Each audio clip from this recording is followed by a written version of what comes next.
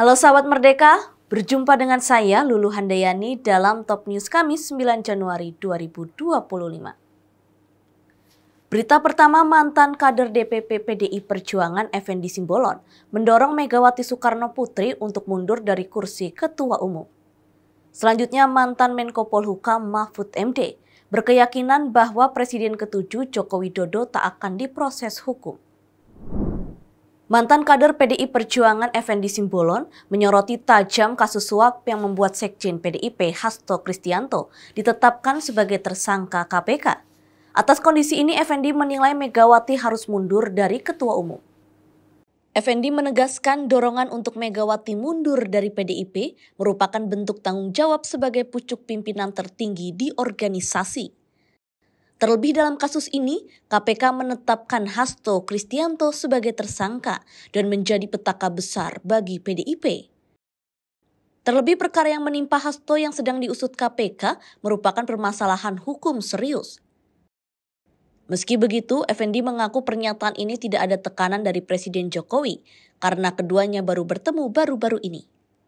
Politisasi hukum karena belakangan ini Pak Hasto termasuk orang yang keras gitu terhadap apa yang dilakukan oleh pemerintahan sebelumnya. Enggak lah. Setahu saya justru Pak Jokowi bantu dia. Setahu saya selama ini.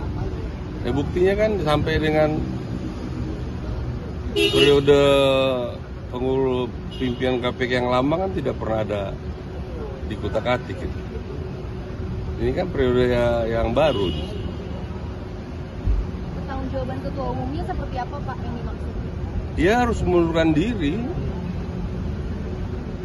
diri sebagai bentuk pertanggungjawaban atas ini kan masalah serius, masalah hukum. Bukan masalah sebatas etika yang digembar-gemborkan. Ini hukum. Dia harus seperti Perdana Menteri Kanada ya sekarang mundurkan diri, hanya menyatakan bahwa ingin masuk ke negara bagian ke-51 saja. Korea, ya harus dimulai lah. Mantan Menko Polhukam Mahfud MD turut berkomentar terkait Presiden ke-7 Joko Widodo. Hal ini terkait nama Jokowi masuk dalam nominasi pemimpin dunia korup versi laporan dari Organized Crime and Corruption Reporting Project. Menurut Mahfud, rilis dari OCCRP bukanlah bukti hukum. Ia menjelaskan bahwa bukti hukum harus didasarkan pada proses yang sesuai dengan aturan dan mekanisme hukum yang berlaku. Sementara, rilis OCCRP lebih bersifat opini yang tidak bisa dijadikan bukti hukum.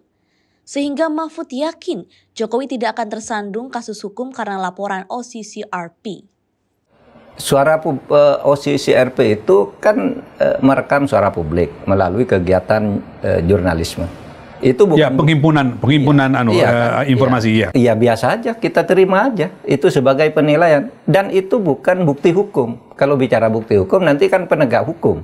Nah, selama ini kita percaya kok pada dunia internasional tentang itu, misalnya bahkan bereaksi dan mengambil langkah berdasar penilaian seperti itu. Misalnya, Presiden Jokowi itu sangat percaya pada TII, Transparansi Internasional Indonesia, sehingga ketika dia turun, wah dia segera mengadakan rapat. Oh, ketika dulu menjadi Menko Polhukam ya Bapak? Lalu kami jumpa pers bersama, ada Pak Firly, Jaksa Agung, Kapolri, saya, Presiden akan memberantas korupsi, kan gitu. Itu juga bukan bukti hukum, TI itu. Persepsi-persepsi aja, investigasi diam-diam. Ya, itu harus diterima, tidak mesti benar.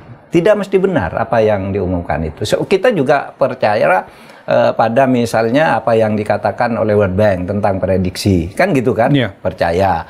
Kemudian Economic Intelligence Unit. Itu juga kita percaya. Dan macam-macam lah. Ada lagi Freedom House dan segala macam. Iya, ya itu kan. Iya. Gimana ini mau ditolak kalau yang lain kita percaya? Tetapi ini sekali lagi tidak merupakan bukti hukum. Karena beda bukti hukum dan bukti opini itu.